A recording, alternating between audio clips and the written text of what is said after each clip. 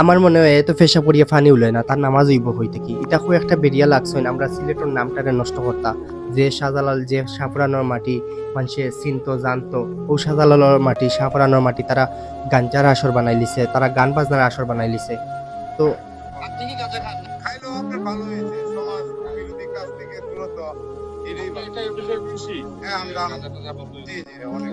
অর্থাৎ আপনি খান তবে বন্ধ হয় আপনি খুশি? হ্যাঁ কোথা থেকে আসছেন আপনি কিশোরগঞ্জ থেকে বাজিতপুর তো হে কিশোরগঞ্জ থেকে আইছে তার শরীরের যে যন্ত্র ইটা খুলতে খুলতে তো নামাজের অফ যাইব কি হে নামাজ ভর্ত হই থাকে আর একটা ভিডিও দেখাই আপনারা রে